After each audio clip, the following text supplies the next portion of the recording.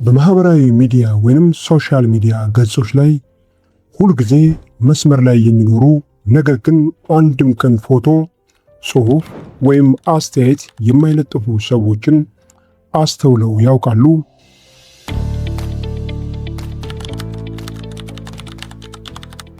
የሰዎችን ሕይወት በዝምታ የሚከታተሉ ነገር ግን የራሳቸውን ሕይወት ሙሉ በሙሉ ሚስጥር ያደረጉ ሰዎች።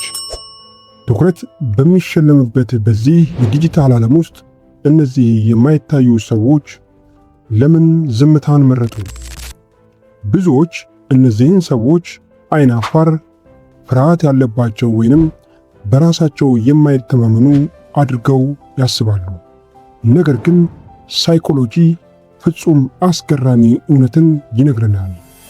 ይህ ዝምታቸው የድክመት ሳይሆን የከፍተኛ በራስ መተማመንና የስሜታዊ ብልህነት ወይንም ኢሞሽናል ኢንተለጀንስ ምልክት ሊሆን ይችላል ይላል።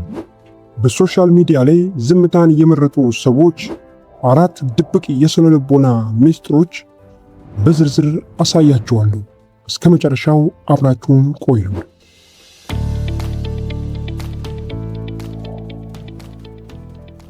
ለመሆኑ እነዚህ በዲጂታል ዓለም ውስጥ በዝምታ የሚኖሩ ሰዎች ከሌላው ማህበረሰብ በተለየ ሁኔታ አእምሯቸውን ከትልቅ አደጋ የጠበቁት እንዴት ነው?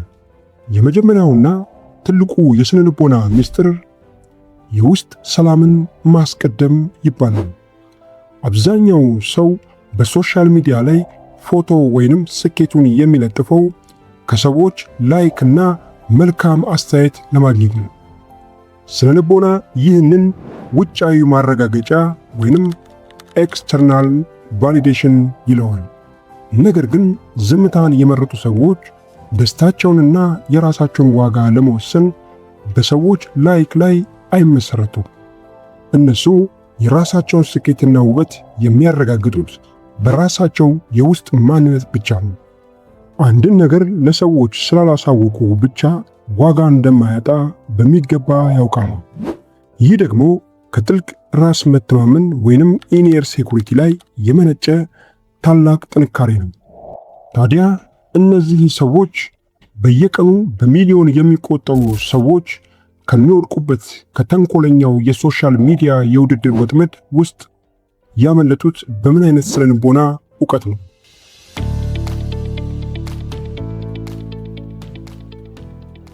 ሁለተኛው ምስጢር ደግሞ እነዚህ ሰዎች የዲጂታሉን ዓለም መስታወት በሚገባ መረዳታቸው ነው። ስነ ልቦና የማህበራዊ ውድድር ቲዮሪ ወይንም ሶሻል ኮምፓሪዥን ቲዮሪ በሚለው አምዱ ላይ አንድ ህግ አለው።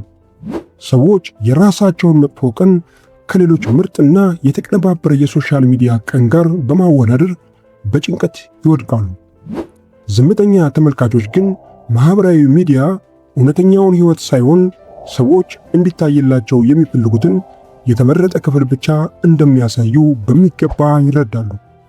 ስለዚህ ራሳቸውን ከሌሎች ጋር በማወዳደር የአእምሮ ሰላማቸውን አያጡም። ከሰው ሰራሽ ጭብጨባ ይልቅ እውነተኛና ጥልቅ የሆኑ የገሃዱ ዓለም ግንኙነቶችን ይመርጣሉ። የሰዎችን ድራማ ዝም ብሎ መመልከት መቻል የብልህነት ምልክት ከሆነ እነዚህ ሰዎች በባህሪያቸው ክፉና ተንኮለኛ ሳይሆኑ እጅግ ጥልቅ አሳቢ ወይንም ዲፕ ቲንከርስ መሆናቸውን የምናውቅበት ሶስተኛው ምስጢር ምንድን ነው?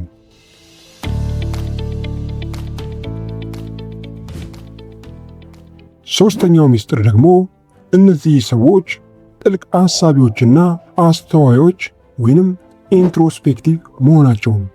ከመናገራቸው ወይንም ከመጻፋቸው በፊት በጥልቀት ያስባሉ።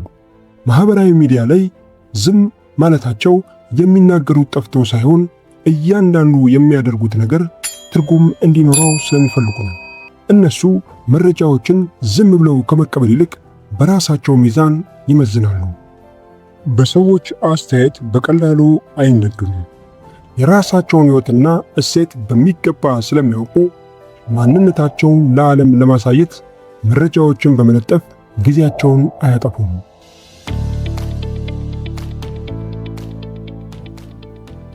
አራተኛውና በአሁኑ ሰዓት እጅግ በጣም አስፈላጊ ምስጢር የዲጂታል አሻራን እና ደህንነት በንቃት መጠበቅ ወይንም ዲጂታል ባውንደሪ ይባላል።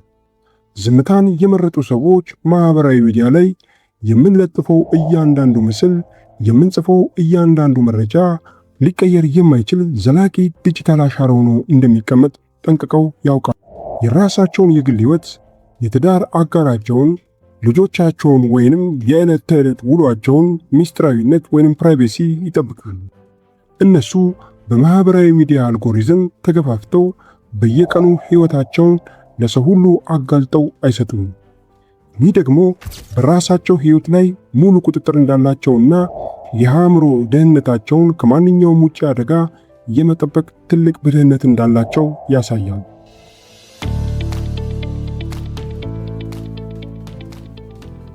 ይህንን ሁሉ ታላቅ ስነልቦናዊ ጥንካሬ በዝምታቸው ውስጥ ከሸሸጉ፣ በመጨረሻስ ሁላችንም ከነዚህ የማይታዩ ሰዎች መማር ያለብን ትልቁ የህይወት ትምህርት ምንድን ነው?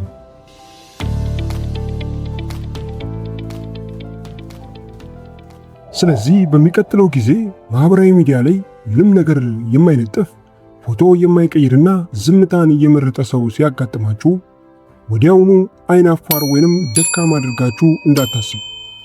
እነሱ በዲጂታሉ ዓለም ውስጥ ከመኖር ይልቅ እውነተኛውን የገሃዱን ዓለም በጥልቀት እየኖሩ ያሉ ብልሆች ሊሆኑ ይችላሉ። መታየት ሳይኖርባቸው በራሳቸው ማንነት ሙሉ የሆኑ የውስጥ በራስ መተማመን ባለቤቶች ናቸው። የተወደዳችሁ ተመልካቾቻችን፣ እናንተስ በማህበራዊ ሚዲያ ላይ የትኛውን ትመርጣላችሁ? ሁልጊዜ የምትለጥፉ ናችሁ ወይስ ዝምታን የመረጣችሁ? ራሳችሁን ወይንም ጓደኛችሁን በዚህ ቪዲዮ ውስጥ ካገኛችሁት ሐሳባችሁን በኮሜንት አጋሩ። ቪዲዮውን ላይክ በማድረግ ለብዙዎች እንዲደርስ አድርጉ። ሰብስክራይብ ማድረጋችሁን እንዳትረሱ። በቀጣይ ቪዲዮ እስከምንገናኝ ሰላም ሰንብቱ።